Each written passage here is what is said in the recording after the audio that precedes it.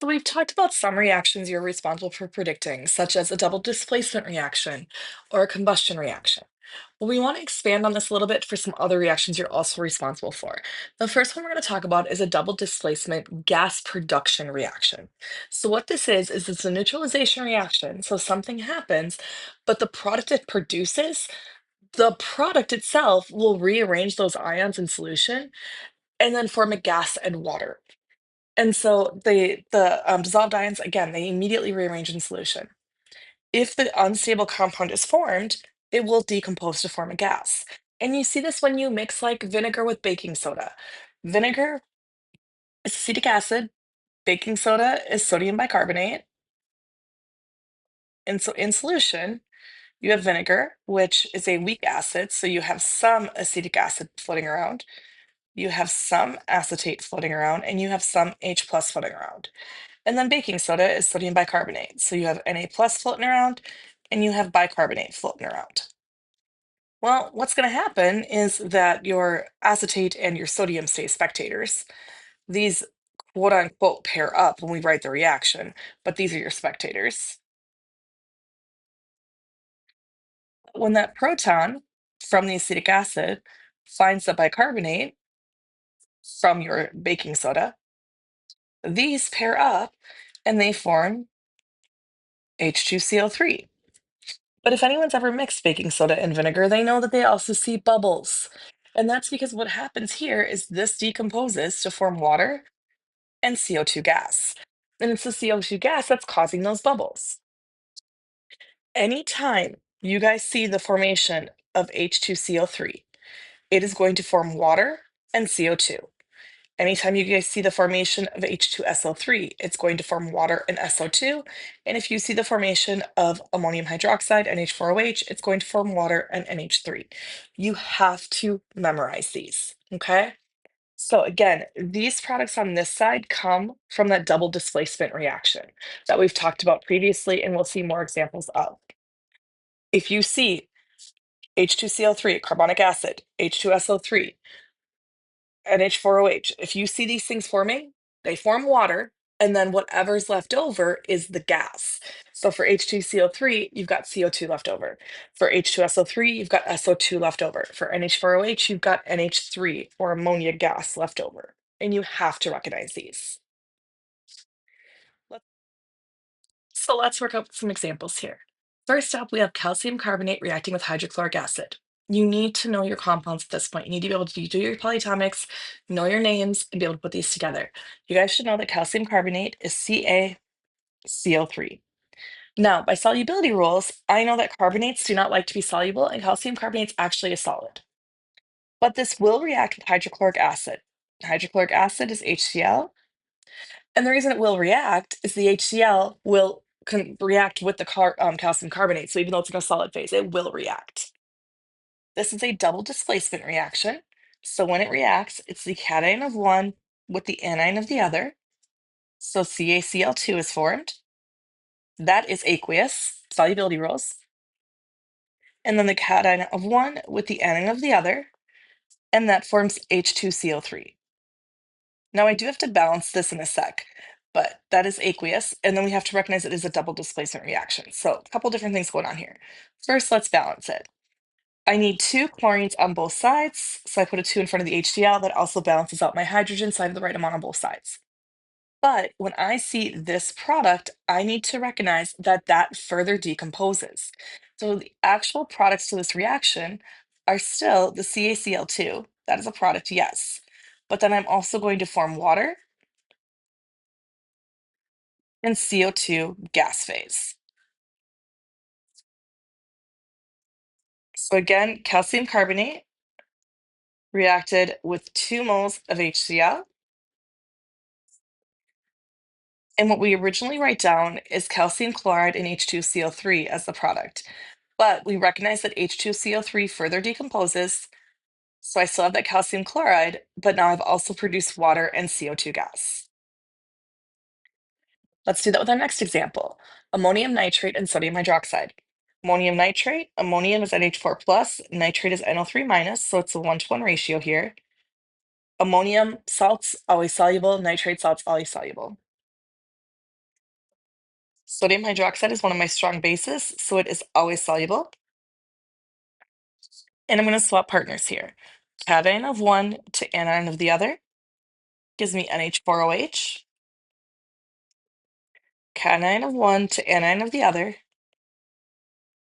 gives me NaNO3.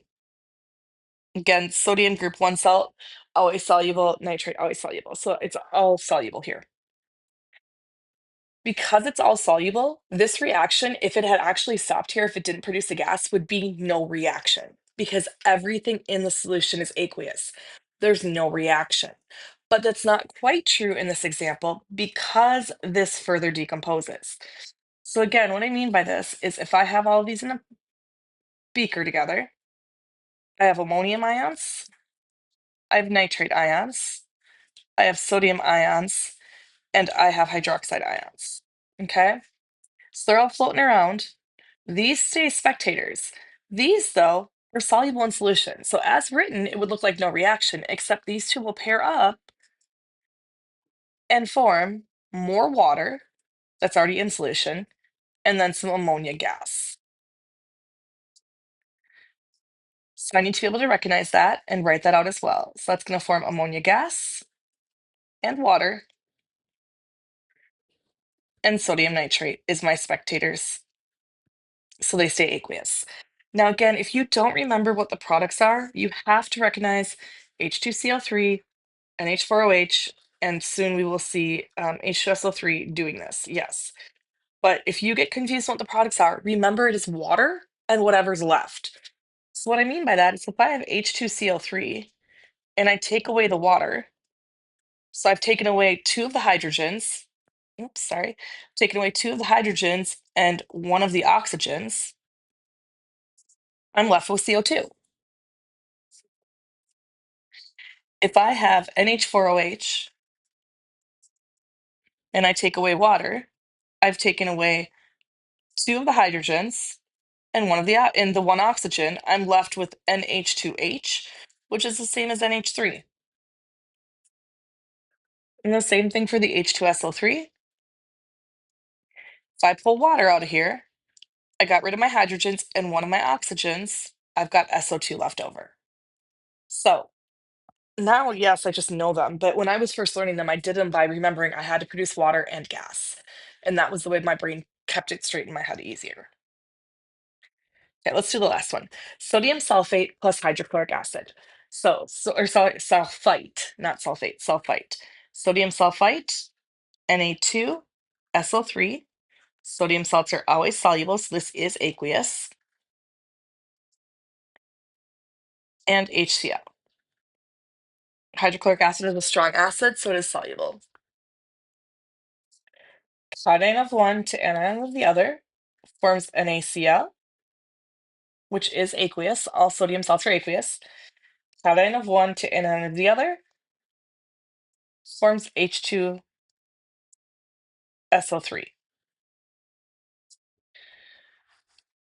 Now, balance it. I have two sodiums on the reactant side, so I need two on the product side. That gives me two chlorines, and now my hydrogens are balanced as well. But again, I need to recognize that this is one of those three that I have to pay attention for and watch for that will further decompose, forming water, SO2 gas, and then my NaCl aqueous, which is my spectators.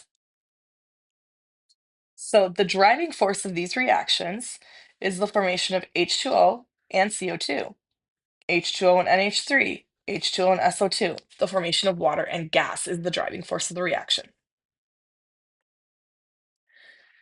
You're also responsible for single displacement reactions. In a single displacement reaction, a more active element replaces a less active element. So, for example, aqueous copper 2 sulfate plus iron. Aqueous copper 2 sulfate. Copper 2 sulfate is CuSO4. Aqueous means dissolved in water. And I mix this with iron. Iron pieces just means iron solid. What this is going to do is it's going to give me FeSO4 aqueous, so iron 2 sulfate aqueous, and I can pull out copper metal from it. It's a single replacement reaction because the iron replaced the copper. Notice here the cation is replaced by another species that can form a cation,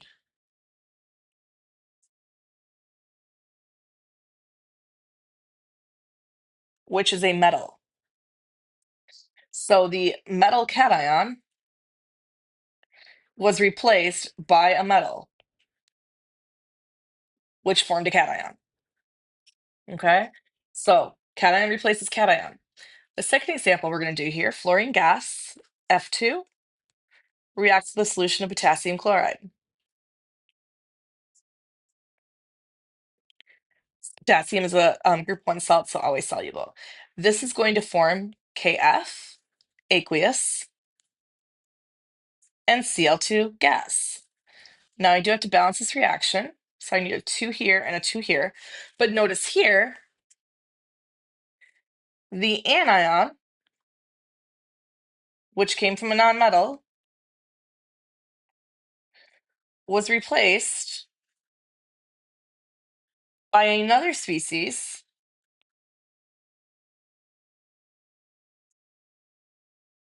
forming an anion. So another nonmetal. And you have to pay attention to your diatomics here. A metal replaces a metal ion in a compound. You are not responsible for predicting which metal will lose electrons easiest. It will be obvious from the question. We learned this in Chem 2, okay? If I tell you this reaction is happening, then they have to replace. That's how you know. A nonmetal, though, will replace the nonmetal in a compound, which is what we see in part 2 or in part B. This one, you are responsible for a little bit of it, though. The halogens play king of the mountain. The one with the largest electron affinity, which is the top of the table, will steal electrons from the groups below. What that means is that fluorine wins over chlorine. Chlorine wins over bromine. Bromine wins over iodine. So F2, Cl2, Br2, I2. Okay. F2 will form F minus before over Cl over Br over I. So if you have something lower on the table, it's going to give up its electrons, forming its diatomic, which is what I see here with the chlorine. The chlorine is lower on the table than fluorine, so the chlorine gave up its electrons for fluorine to form an F minus.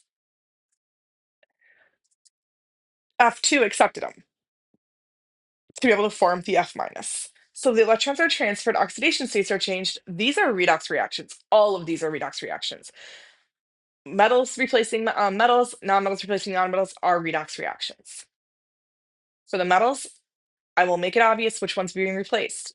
As written here, aqueous copper 2 sulfate with iron pieces, the reaction is going to happen. I won't give you one where it doesn't happen. With the nonmetals, though, you do have to recognize if it will happen or not. So if I had written something, say I had written, if I had written like Br2 plus 2KCl, what's going to happen?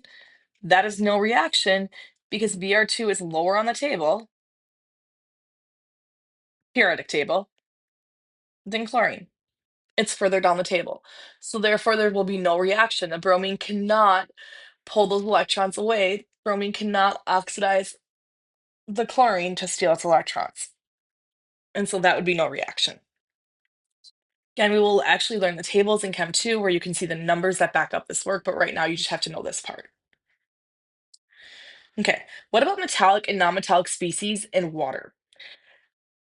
They form anhydrides. So they do two different things. Non-metal oxides, so yeah, metallic and non-metallic oxides plus water. Non-metallics form acids, metallics form bases. So it does need to be a non-metallic oxide, means a non-metal with an oxygen.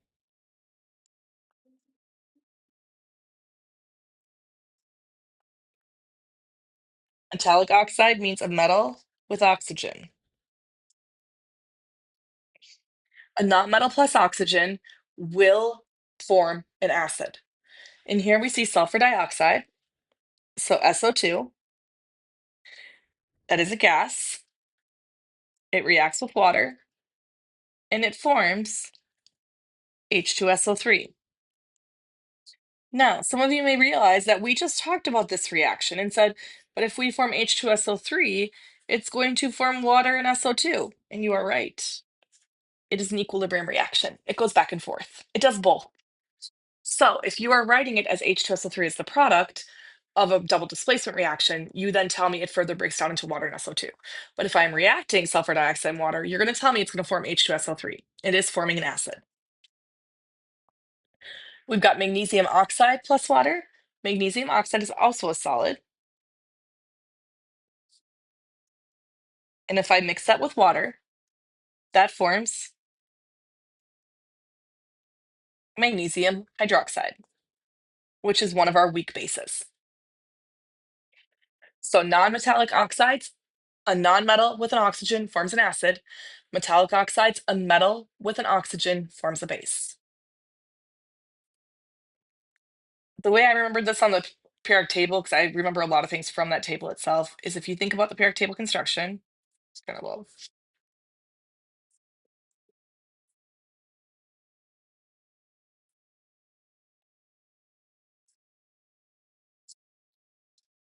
Okay, kind of ignoring the F block all the time. But remember, your nonmetals are basically over here.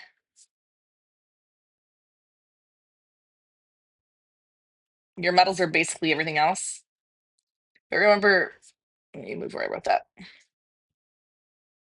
Your bases are also right here. Your acids come from over here. Like your strong bases are over here, your strong acids come from this side of the table. So it makes sense to me that my non-metal oxides will form those acids because that's where acids are formed anyway. And my metals with water will form bases because that's where they're coming anyway. That, or you can think about it from the fact that acids have to have H plus an anion, and non-metals form anions.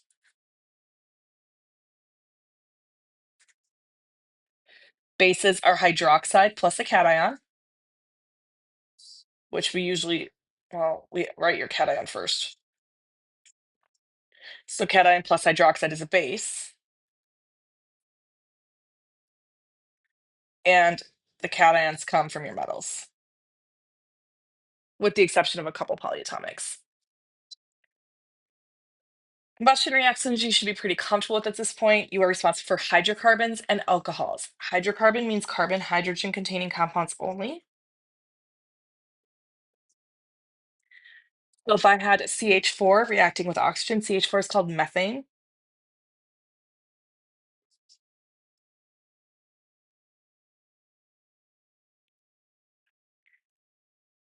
I've got CH4 gas, O2 gas. This always forms CO2 and water. No exceptions to that rule. Then you just have to balance it. We have one carbon on each side. We need four hydrogens. So we put a 2 in front of the hydrogen here. That gives me four oxygens on the product side. So I need four oxygens on the reactant side. And alcohols mean carbon, hydrogen, oxygen containing compounds. This is what you are responsible for. And so it's got here ethanol, which is the alcohol that people consume. We've got C2, H5OH liquid reacting with O2. It still forms CO2 and water. That has not changed. When I go ahead and balance this out, though, we've done this one before, but you've got two carbons, six hydrogen. Do not forget the hydrogen right there. Six hydrogen. This gives you seven oxygen on this side, which is an odd number. So I recommend doing the fraction and then undoing the fraction. 2, 7, 4, and 6. You also have synthesis reactions. A synthesis reaction is where a compound is synthesized, hence the word synthesis, which means prepared or produced from two elements. So, like sodium plus chlorine, sodium in a solid, chlorine, Cl2 gas. When these react, they form NaCl. Now I do have to balance this. I need to put a 2 in front of here because of the chlorines and a 2 for the sodium. But two things went in, they made one thing. Not all synthesis are two in, one out, but the ones you guys are responsible for are two in, one out. Aluminum pellets react with liquid bromine. Aluminum is a solid. Pellets is just telling you a phase, or telling you a shape of it. But aluminum is a solid. This reacts with Br2, which is a liquid. It's one of the only two liquids on the table at room temperature. And I know that aluminum bromide can form. Need to balance this thing. I've got that 2-3 ratio going on with my bromines, so I'm going to put a 3 there and a 2 there. Put a 2 in front of my aluminum. So notice here, metals are losers. They're going to lose electrons to form cations. Nonmetals form anions by gaining electrons.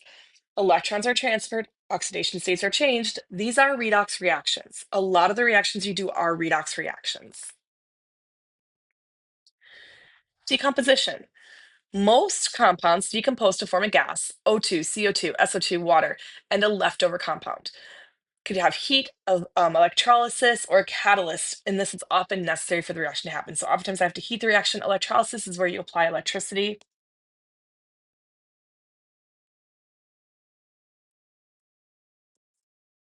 From an outside source, a catalyst, and we will talk more about electrolysis and catalysts in Chem 2. But you need to recognize the trends here, and you should also recognize which ones are redox reactions. So first up, we have copper hydroxide, or copper 2 hydroxide. Copper 2 hydroxide is CuOH2. This will decompose to form copper oxide and H2O gas. How do you know if it's a redox reaction? You look at the oxidation numbers. Copper started off as +2 because it's copper 2. Hydroxide is OH minus, so the oxygen is a -2, the hydrogen is a +1, giving the overall compound a -1. Copper stayed +2, oxygen -2, hydrogen +1, oxygen -2. It's not redox.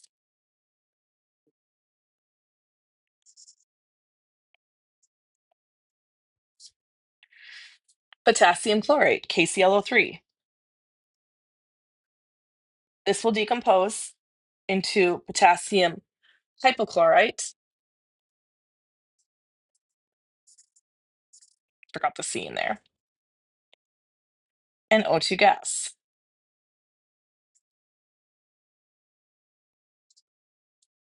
Check your species.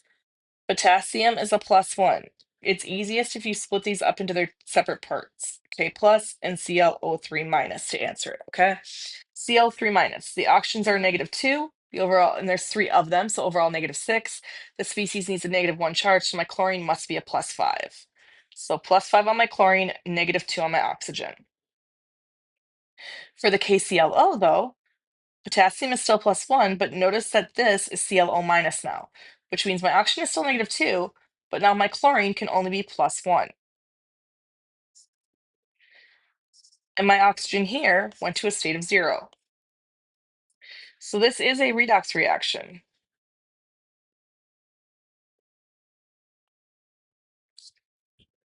The chlorine has changed oxidation state, going from +5 to +1. So the chlorine gained electrons.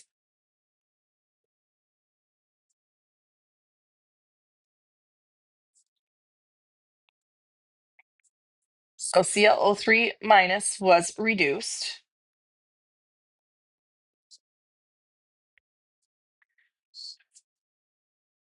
It's the oxidizing agent. And oxygen in the KClO3, or in the ClO3 minus, you can bring it down to the polyatomic. Don't bring it down further than that. The chlorine in here is reduced. The oxygen was oxidized. It lost electrons, and it's a reducing agent. As it went from a negative charge to a 0, it lost those electrons. And then we have copper 2 carbonate, CuCO3. Carbonate is a -2 charge. Carbonates are usually solid, and this is not an exception to that. And this will form copper 2 oxide and CO2 gas. So the copper stays a +2 charge. Oxygen stays -2. What does the carbon do? It's +4 over here. CO3 2 minus. Oxygen is overall -6, so the copper stays +4. So this is not redox. Students often freak out at this slide because they're like, oh my God, how am I going to know all this? I will give you help. I will not just throw you to the wolves and say, expect you to do all this. I will say things are produced, or I will give you hints that are able to help you answer these questions. Okay? Let's keep going. Ammonium carbonate. Ammonium carbonate is NH42, CO3. This forms water, CO2 gas, and NH3 gas. 2 NH3, 2 moles of ammonia, just to be balanced out. Carbonic acid. You guys should know this one. H2CO3 goes to water and CO2. Sulfurous acid. You guys should know this one. H2SO3 goes to H2O liquid and SO2 gas. I'll do the oxidation numbers in just a sec. Hydrogen peroxide, H2O. Hydrogen peroxide is actually a liquid. It's very reactive. It's not a very stable compound. Forms H2 gas and O2 gas. So I can tell you right now, this is a redox reaction. Hydrogen and oxygen go down to their zero states. Here, oxygen is a -2 and hydrogen is a +1. Let's work backwards. In sulfur dioxide, oxygen is a -2, so sulfur is a +4. In water, it's always -2 +1. Okay, the hydrogen here is a +1. SO3 2 minus. My oxygen is a -2. There's 6 of them overall, so my sulfur stays +4, not redox.